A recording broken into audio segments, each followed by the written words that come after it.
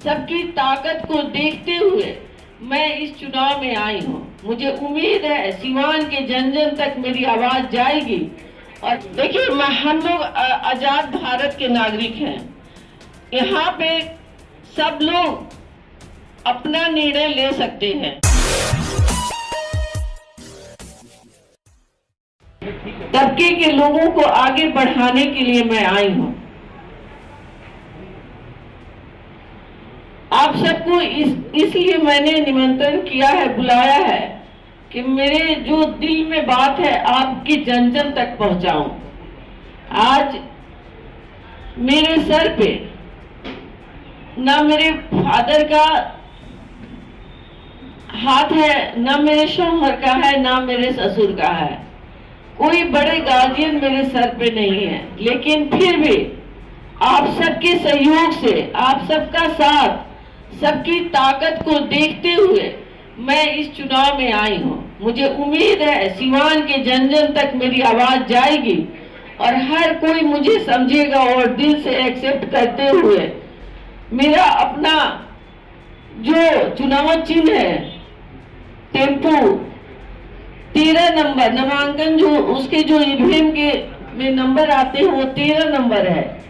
उस पे अपना कीमती वोट, ऑटो रिक्शा, उसे आम भाषा में टेम्पो कहते हैं और खास भाषा में ऑटो रिक्शा कहते हैं, उस पे अपना एक एक कीमती वोट देंगे।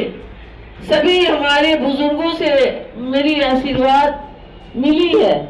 मुझे आशीर्वाद के साथ साथ मुझे सभी ने आश्वासन भी दिया है कि आप सब आगे बढ़े, मैं आपके साथ हूँ, आप अकेली नहीं हैं, मैं सभी आपके साथ हैं। यही बात कहनी थी और अपने चुनाव चिन्ह को भी लॉन्च करना था। मैं सब मीडिया बंधु की आभारी हूँ। आप लोग सभी सहयोगी के रूप में मेरे भाई बंधु बच्चे की तरह से वर्क कर रहे हैं। बहुत बहुत धन्यवाद आप सबको यहाँ आने के लिए, बहुत बहुत शुक्रिया। की जनता मुझे वोट इसलिए देगी कि मेरे शौहर ने बहुत जमीनी स्तर से जो काम किए हैं, जो उन्हें जो दिया गया, उन्हें सांसद बनाया गया, उन्हें विधायक बनाया गया था। शुरू में वो निर्दलीय प्रत्याशी के रूप में जीरादेई से उन्होंने अपना नामांकन करके चुनाव जीता और कंटिन्यू अपनी जिंदगी में वो जीतते रहे। और मुझे परिस्थिति ऐसी बनी कि मुझे इस पॉलिटिकल में आना पड़ा और मेरी पहचान उनके काम है,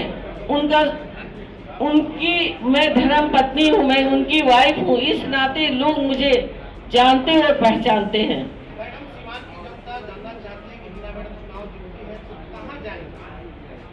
देखिए, मैं सबसे पहले मैं सीवान के लिए समर्पित हूँ।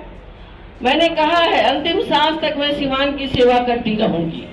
तो मैं सीवान में हूँ और सीवान की जो हमारी जनता है, सभी हमारे बड़े और भाई बंधु, हमारे नौजवान बच्चे, जो हम लोग चुनाव जीतने के बाद जो उनकी सोच बनेगी, जैसी जरूरत महसूस होगी कि हमको सीवान को आगे बढ़ाने के लिए हमको क्या करना चाहिए, उसके बाद हम लोग सोचेंगे, समझेंगे, फिर आपको जवाब देंगे। देखिए, मैंने कहा है, आप लोगों से कई बार कहा है कि जिस दल को हमने छोड़ दिया उस दल के बारे में दोबारा सोचने की जरूरत नहीं। हम लोग जो कहते हैं वही करते हैं। एक सवाल है मैडम, आपने कहा कि 3 बार आरजेडी से चुनाव आप हार गए, तो निर्दलीय होकर के काफी अपने आप को मजबूत समझ गए इस बात। देखिए, मैंने कहा था आप लोगों से कि जो दल में अच्छाई और बुराई दोनों होती है और मैं इसकी शिकार हुई हूँ और मैं कंटिन्यू चुनाव हारी हूँ। तो मैंने सिवान के लिए सोचा, पहले भी मैं सिवान के लिए जानी जाती थी कि मैं सिवान की बेटी हूँ। इस नाते मैंने इस बार दिल से सोचा कि मैं इंडिपेंडेंट ही चुनाव लड़ूंगी। आरजेडी के टिकट पर 3 बार चुनाव हारे, क्या वजह रहा? आप पहले की शिकार हो? नहीं, ऐसी कोई बात नहीं थी। चुनाव हमने बहुत अच्छे से लड़ा, लेकिन पार्टियों का कुछ अलग उनका अपना सोच होता है।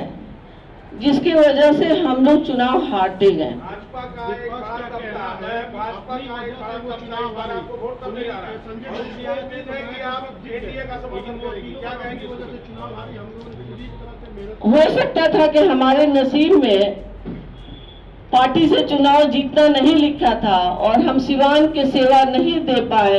इसके लिए मैं बहुत दुखी हूँ कि जो मैं 15 साल सिवान से दूर रही, लेकिन सभी के बीच में रही, दुख सुख में शामिल रही, और मैं चाहती हूँ कि इस बार मैं चुनाव जीतूं और सिवान के जन जन तक जाऊं और सभी के दुख सुख में सहयोगी रहूं। कहा है कि हम लोग सबसे पहले सिवान के बारे में सोचेंगे और सभी जन जन तक मैं जाऊंगी। जैसे मैं चुनावी दौरा कर रही हूं उसी तरह से मैं जन जन तक जाऊंगी और उन लोगों से मैं राब्ता करूंगी, बात करूंगी। अगर जरूरी बहुत इमरजेंसी होगा पार्टी ज्वाइन करना, तब हम लोग सोचेंगे किसी के बारे में।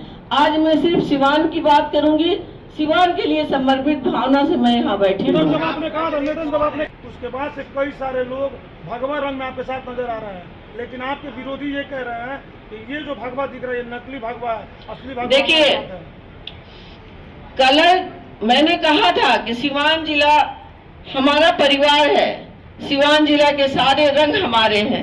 मैं निर्दलीय प्रत्याशी हूँ, मैं सारे रंग के साथ चलना चाहती हूँ, मैं सारे लोगों के साथ चलना चाहती हूँ, जाति धर्म से ऊपर उठकर चलना चाहती हूँ। मैं सबके सहयोगी के रूप में, सबके सेवक के रूप में जन जन तक जाकर मैं अपने जो सेवा है वो देना चाहती हूँ। विपक्षी का कहना है कि निर्दलीय का कोई स्टैंड नहीं होता है, पार्टी का स्टैंड होता है, और विपक्षी जो उम्मीदवार उनका साफ तौर पे कहना है कि एनडीए और इंडिया के बीच लड़ाई होगी। देखिए, हम लोग आजाद भारत के नागरिक हैं। यहाँ पे सब लोग अपना निर्णय ले सकते हैं। आपको संविधान से ये हक हकूक मिला है कि आप अगर अपने गांव के लिए, अपने जिला के लिए जो कुछ भी निर्णय लें बेहतरी के लिए, तो इंडिपेंडेंट के रूप में मैंने लिया है। तो मैं तो सेवा के लिए ली हूँ। हर जन को जो पार्टी से है उन्हें भी सिवान की सेवा करनी है, जो मैं इंडिपेंडेंट हूँ मुझे भी सिवान की सेवा करनी है। उसमें कोई कितना खरा उतरता है सेवा में, वो आज तक आप लोगों ने देखा है और सुना और समझा है। मैं किसी से अपनी लड़ाई नहीं मानती हूँ, मैं किसी से नहीं। मैं ये क्लियर कर देना चाहती हूँ सभी मीडिया बंधुओं को कि आज से ये शब्द यूज नहीं किया जाए, मेरी लड़ाई किसी से नहीं है।